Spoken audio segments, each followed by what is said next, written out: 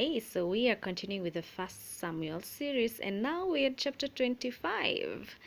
Let's read the chapter, see what it says. Now Samuel died, and all Israel assembled and mourned for him, and they buried him at his home in Ramah. Then David moved down into the desert of Paran. A certain man in Maon who had property there at Carmel was very wealthy. He had 1,000 goats and 3,000 sheep which he was shearing at Carmel. His name was Nabal, and his wife's name was Abigail. She was an intelligent and beautiful woman, but her husband was surly and mean, and in his dealings he was a Calebite. While David was in the wilderness, he heard that Nabal was shearing his sheep. So he sent 10 young men and said to them, "Go up to Nabal at Carmel and greet him in my name. Say to him, long life to you, good health to you and your household, and good health to all that is yours. Now I hear that it is sheep shearing time. When your shepherds were with us, we did not mistreat them, and the whole time they were at Carmel, nothing of theirs was missing. Ask your own servants, and they will tell you. Therefore be favorable toward my men, since we come at a festive time. Please give your servants and your son David whatever you can find for them." When David's men arrived, they gave Nabal this message to David in David's name. Then they waited. Nabal answered David's servants, "Who is this David? Who is this son of Jesse? Many servants are breaking away from their masters these days. Why should I take my bread and water and the meat I have slaughtered for my shearers and give it to men coming from who knows where?" David's men turned around and went back. When they arrived, they reported every word. David said to his men, "Each of you strap on your sword." So they did, and David strapped his on as well. About 400 men went up with David, while 200 stayed with the supplies. One of the servants told Abigail, Nabal's wife, "David sent messengers from the wilderness to give our master his greetings, but he hurled insults at them. Yet these men were very good to us. They did not mistreat us, and the whole time we were out in the fields near them, nothing was missing. Night and day they were a wall around us, and the whole time we were herding our sheep near them. Now think it over and see what you can do, because disaster is hanging over our master and his whole household. He is such a wicked man that no one can talk to him." Abigail acted quickly. She took 200 loaves of bread, 2 skins of wine, 5 dressed sheep, 5 seahs of roasted grain, 100 cakes of raisins, and 200 cakes of pressed figs, and loaded them on donkeys. Then she told her servants, "Go on ahead, I'll follow you." She said, but she did not tell her husband Nabal. As she came riding her donkey into a mountain ravine, there were David and his men descending toward her, and she met them.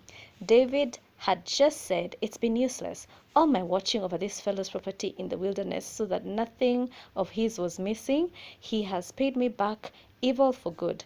May God deal with David, be it ever so severely, if by morning I leave alive one male of all who belong to him."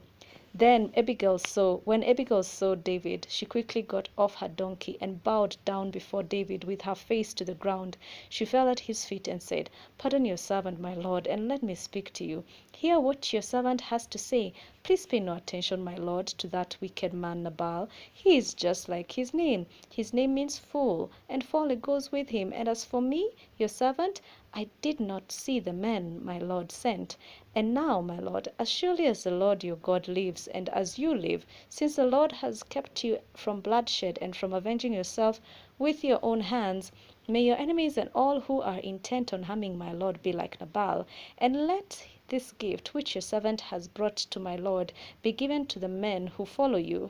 Please forgive your servant's presumption. The Lord your God will certainly make a lasting dynasty for my lord, because you fight the Lord's battles, and no wrongdoing will be found in you as long as you live.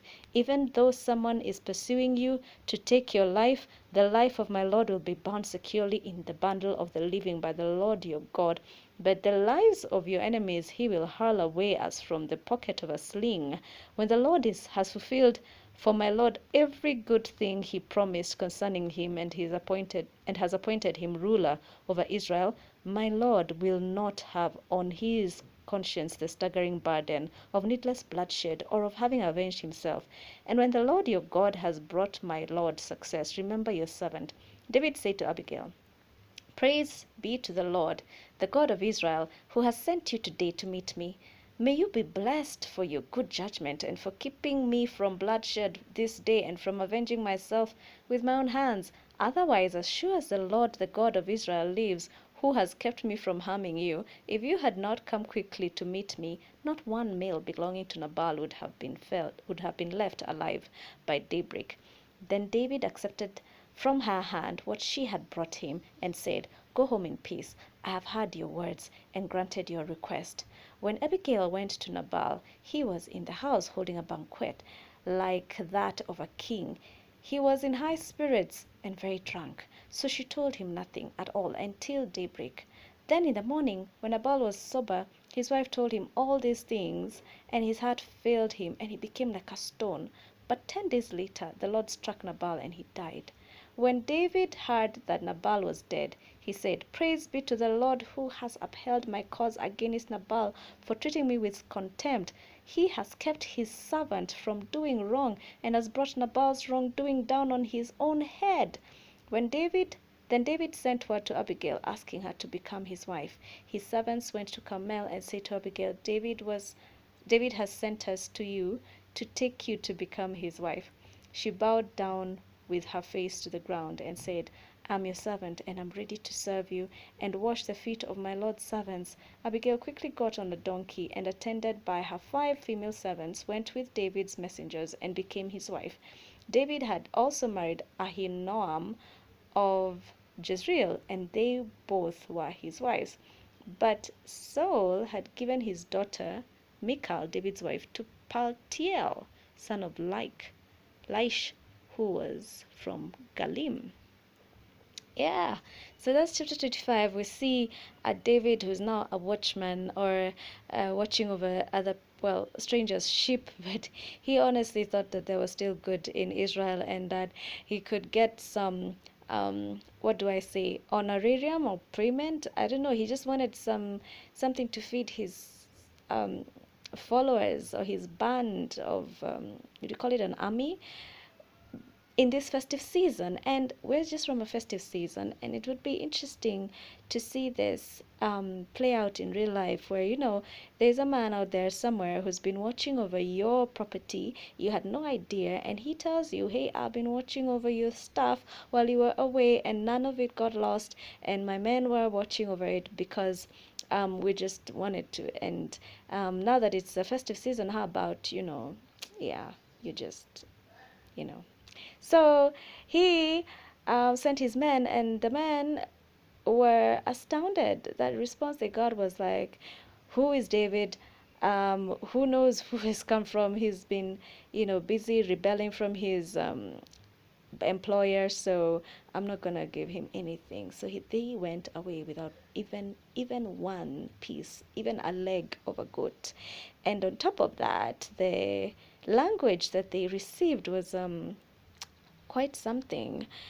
And Nabal says, Why should I take my bread and water and the meat I have slaughtered for my shearers and give it to men coming from who knows where? He totally ignores the fact that these people who come from who knows where have been protecting his sheep and his shepherds, and have been doing a good thing for him. Needless to say that his own servants know that there is trouble coming, because his servant tells his wife that you need to act quickly. Yeah, night and day, these men were a wall around us.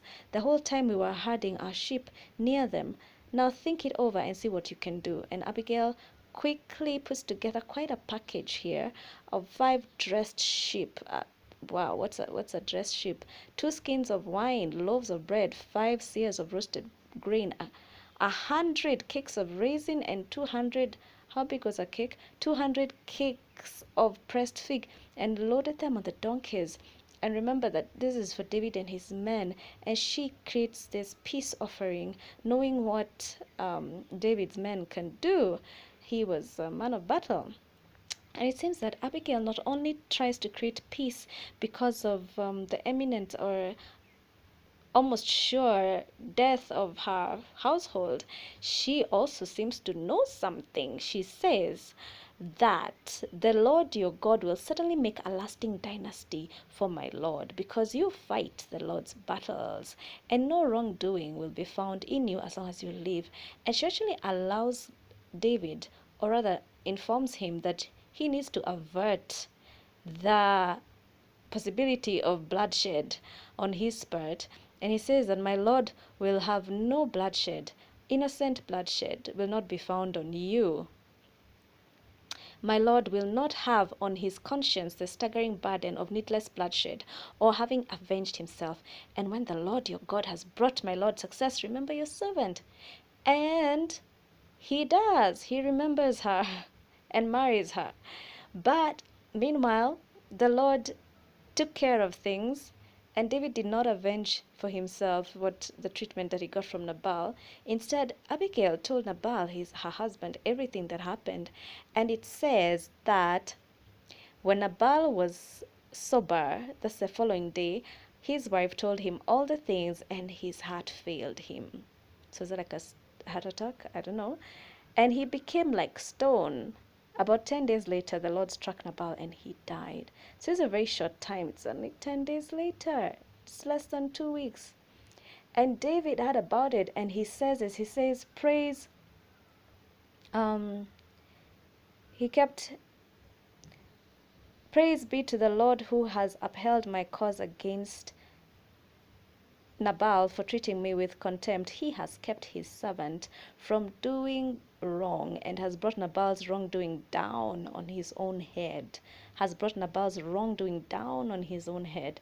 So, at the end of the day, we see that the Lord himself did avenge for David, so the treatment, for the wrongful treatment that he got from Nabal, who, as the Bible says, was so mean and surly that even his own household, his own servants said that he's so mean nobody can talk to him. So this was a wicked man. He's such a wicked man that no one can talk to him. So the Lord himself avenged on behalf of David, and he married Abigail. Now, interesting about David now, he has the third wife, having had his first wife, Michal, who now Saul has given over to Paltiel, son of Laish.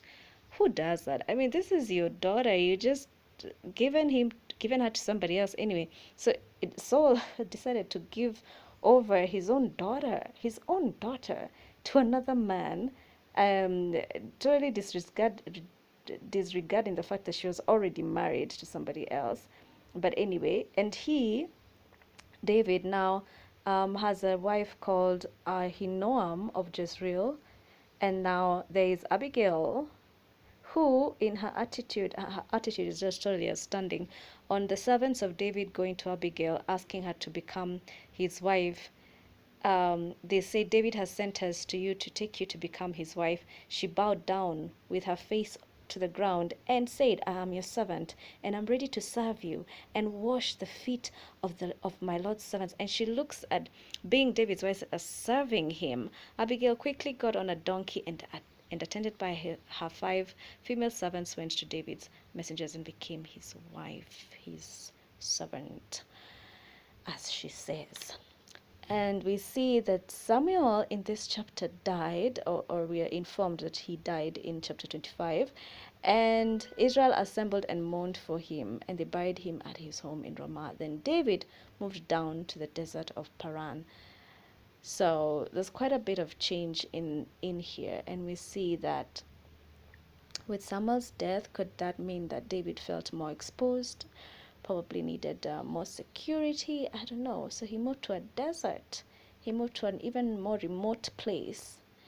And there we find the story of Naboth. So, moral of the story is we need to be more gracious and giving of our property, because Nabal, with all his stuff, actually ended up refusing David from out of his abundance. He already had an abundance, and David's good deeds were left unappreciated together with the servants that he was with. And we find that it's useful to be wise, not just to wisdom of men, but to know how to handle a difficult situation. In times where we need wisdom from God, He gives us. If we don't have wisdom, we're told we can ask for it, and He freely gives it to us. Abigail not only talked her way out of getting a thorough, I don't know, a backlash from David, but she also won his heart. She actually won David's heart because she averted him from sinning, from avenging. And that's something that she probably had as a principle herself, not to avenge. So she knew that that was the godly thing to do, it was the proper thing to do. And she acknowledges that David was going to be king and that the Lord was with him. And that's information that only she could have had in her heart. In her heart. She kept it in her heart. And this virtue comes out of her lips, from her heart, when this difficult situation comes out. So in difficult situations, our true character will always come out. For Naboth, he was true to himself, he was true to his character. He sent away the servants of David, as was his character. And for Abigail, as her character was genuinely generous and graceful and gracious, and it says that she was beautiful and intelligent, we see it come out very clearly in this story. And David definitely appreciated that. So we move on to chapter 26 next.